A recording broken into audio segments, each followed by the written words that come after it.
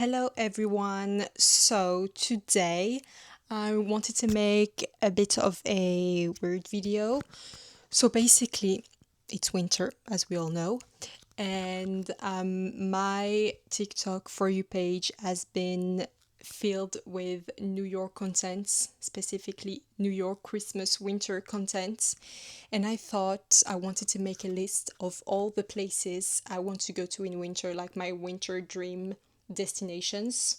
So that's what this video is going to be. I've also always wanted to spend like a few weeks in winter in a chalet in the Alps. So this is also where the idea is coming from. So yeah, there are four destinations there, and I'm going to start with the first one in Japan. So the first one is Niseko in Japan. Basically, I wanted to find a place outside of the USA and outside of Europe to ski. And I found Niseko, which is in the north of Japan, and I love it. It's very Japanese minimalist, and it looks very serene, and at the same time, those warm vibes of those places where you can ski and spend time in the snow. So in Niseko, you can see Mount Yote, and it's those very Japanese mountains. Like at first, when I saw Mount Yote, I thought it was Mount Fuji because it looks the same. But it's a different one, obviously. And so you have this view on the mount from most hotels and restaurants, which is amazing. And it looks so Japanese and minimalist and serene. So I looked at hotels, and you have the Ritz-Carlton Reserve, the Chalet Ivy, or the Aya Niseko, and all of them have this very Japanese minimalist vibe. And I thought spending winter here, a few weeks there, it looks so serene and calm and just so relaxing. Yeah, very Japanese. So obviously we would go skiing. Now I can't ski, so this is not the best video idea for me because you'll see there's a lot of mountain, obviously, theme. I can't ski, so I need to learn. But apparently, the snow in Grand Urafu, which is the ski resort there, is very soft, and that's a good thing apparently. So I need to experience the snow in Grand Urafu. I'm looking at the different slopes, and there are quite a few greens, so that's great. A few red and one black, but a lot of green slopes, so that's a good sign. So yeah, we would go skiing at Grand Urafu, this ski resort, which apparently has great snow. Now, what's great about being in Japan is obviously Japanese food. So we will have Japanese food during the trip, obviously. So there is a restaurant called Boyoso, and I think a good after ski lunch would be ramen or Japanese curry, something warm. Of course, I would love to have sushi every meal, but I think something warm after the snow, after ski, would be great. Then in the afternoon, it could be about exploring the village of Irafu, which looks very cute, and it has those little chalet, so it will be like an afternoon walk around the village, or maybe a nap and then a walk. Yeah, maybe a nap and then a walk around the village of Irafu. Now after a walk, of course, we have a snack. So in Niseko, there is a place called Takahashi Farm Milk Kobo, and it's ranked first out of six places to have dessert in Niseko. And it's apparently based on their milk thing, so like a lot of dairy. Thank God I'm very much lactose tolerant because I love all of those yogurts, cream puff, like milk ice cream that they seem to serve, and we will have a snack there. Before dinner and after all that, I thought going to an onsen, or onsen, I think it's onsen in Japanese, so it's basically a bath. a public bath. I think it fits the vibes of winter and Japan at the same time because it feels very minimalist and at the same time relaxing. So that would be before dinner. Now, for dinner, I thought something kind of chic. There is a restaurant called Kyoto Shabu Shabu at Odin Place, and the view, first of all, on the Mount Yote looks amazing.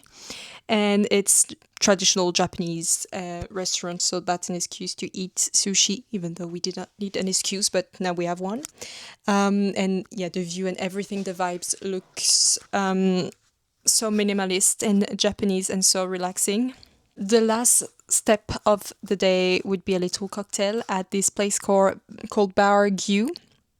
It's a cocktail bar and it's well known and kind of iconic because the entrance is a fridge door. So you have that fridge door covered in snow. And yeah, they serve cocktails. So that would be the final step of the day in Niseko. So destination number 2 is New York, as I said in the intro. I don't need to introduce New York, I think. For the hotel, I wanted something iconic. So I thought the Plaza Hotel because it's really iconic to me. I mean, there is no budget for those destinations. I forgot to say that, but I think it's quite obvious. So the Plaza Hotel would be the hotel in New York to spend some days. It is so iconic. I think we all have a movie or something in mind when we think about the Plaza Hotel in New York. To me, it was Bright Wall, so I don't know if that's the most obvious movie, but there's also Home Alone 2, obviously, The Great Gatsby. That scene when they fight in the hotel room, apparently that was in the Plaza Hotel. And also North by Northwest by Alfred Hitchcock was filmed there, so iconic place. So breakfast will most likely be at the hotel because why would you not want to have breakfast at the Plaza Hotel? There's apparently also a place called Maman, not sure how to pronounce that with an English accent, which serves breakfast, and also those Le Vin Bakery cookies, which are everywhere on my TikTok. So I would love to try those because I love cookies and I would love to taste for myself to see if it really tastes amazing. Now I would love to spend like the morning walking around Central Park. I think it's so huge that it could take an entire day, obviously. But I think going first of all there and then ice skating at the Woolman Rink, which is also iconic with the big tree. Yeah, since it is in Central Park, I think that's mandatory in the winter when you're in New York. Then, since we are already in Central Park, lunch would be at the Loeb Boathouse. It looks so calm and cozy and elegant as well. And I mean, since you're already in the park, you don't even have to work that much. Yeah, and it has an amazing view on the lake. Then I would go down Fifth Avenue holiday windows because I love the holiday windows everywhere in Paris, in London, in New York. I think this is so Christmas vibes to me. And Fifth Avenue is very iconic of New York. So obviously I have to go see those windows, those holiday windows. Then I will go back to the plaza because there is a champagne bar. It looks amazing, very chic. And it's, inside the hotel. So maybe change in the hotel for something warmer and have a little drink at the champagne bar. Take a few photos because it looks really, really good. So then we would go for a jazz night because jazz feels so New York and so Christmassy to me. I don't know, there is something about jazz that feels so warm. And every time I hear jazz, to me, it feels like Christmas. I don't know why. So jazz night will be at the Bemelman's bar. It's a cocktail lounge and piano bar. And the vibes from the photos is just so warm, very New York and very iconic jazz nights. Now, the third destination would be Méribel. I wanted something in the French Alps because I love the Alps. I did not choose Courchevel because it's so obvious and very influencery. Not sure how to describe it. So Chamonix is the very cliche for me winter destination. It's the warm wooden chalet. It's the ski. It's the après ski. All of the very cliche vibes that I love. Now, once again, I cannot ski, so this is in a world where I can ski and I don't have the budget. But the hotel would be Le Kaila. It looks amazing, obviously, very wooden, very cliche, snowy ski destination vibes. So, skiing would be at Trois-Vallées. Trois-Vallées. I'm not sure if I should pronounce that with a French accent or not, but I've learned that Trois-Vallées is the largest ski domain in the world, which is amazing.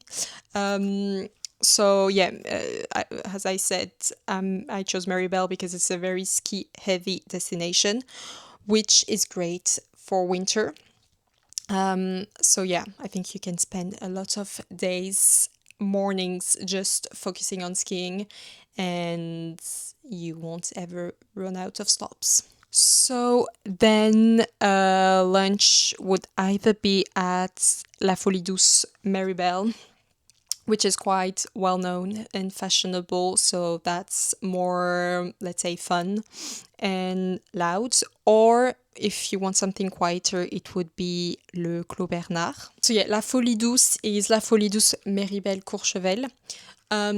So I think obviously that would be more expensive because that's Courchevel, and I think it will be more influencery, as I said. So maybe more fashionable, but I'm not sure if that's everyone's vibe. And Le Clos Bernard seems quieter. It seems more cozy, but I think both are iconic destination in that part of the Alps. I would go skiing back into the center of Méribel and have a warm drink in this restaurant called La Terrasse du Village. They have hot chocolate, they have Irish coffee, they have mulled wine, which is very Christmassy and wintry to me. And then I will go back to the hotel, have a relaxing time at the spa. And then directly in the hotel, they have a restaurant called L'Écran. It is a Michelin star restaurant and it's directly in the hotel. So then you can go back to sleep directly after that tiring day of skiing and drinking mulled wine.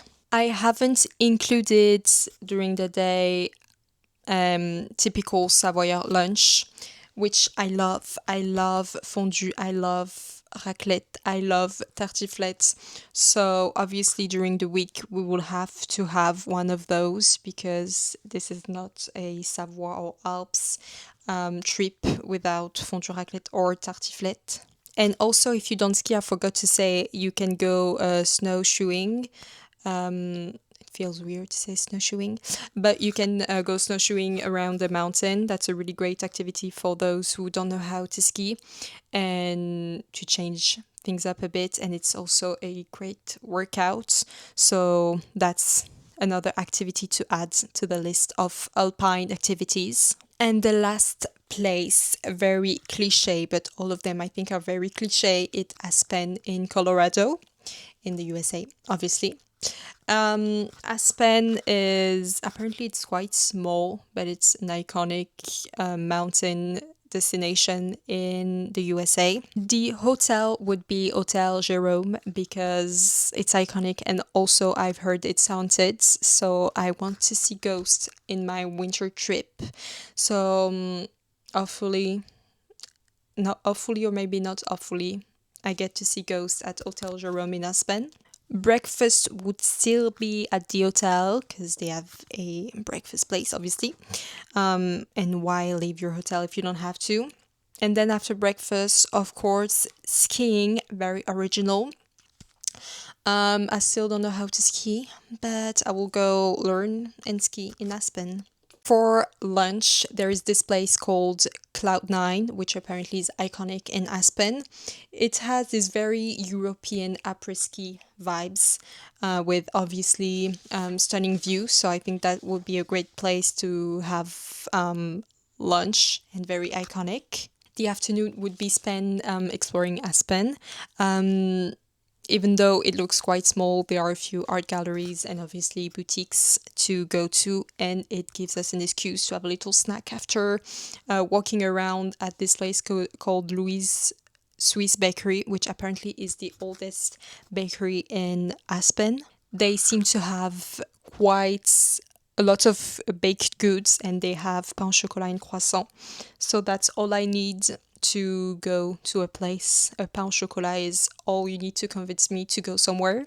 And dinner would be in a very chic restaurant. It would be in Matsuisa, Aspen. It's Nobu's chic mountain outspot. Now it's going to Nobu cliche. Yes, it's going to Aspen cliche. Yes, as well. So I think it works well in this destination. And back at the hotel, they have their own cocktail bar called J Bar. So you don't even have to leave your hotel, then you can go back to your room directly. And that would be the end of the very typical cliche day in Aspen. So I hope you enjoy those 4 winter kind of cliche winter destination, a bit delusional as well. I mean, the only thing delusional is the budget, because everything else is realistic. But yeah, I wanted to make a video because I saw all of those New York TikTok, and I was thinking I need to go to New York for winter. And then I thought I've always wanted to spend like the New Year's Eve or something in a chalet in the Alps. And that's what made me want to film this video and to gather all of those places that I would like to go to for winter. So thank you for watching this video until the end. I hope it gave you some winter inspiration, not necessarily for those places, but for foods or activities or just Christmas vibes. Thank you once again for watching, and I hope I'll see you next week for a new video.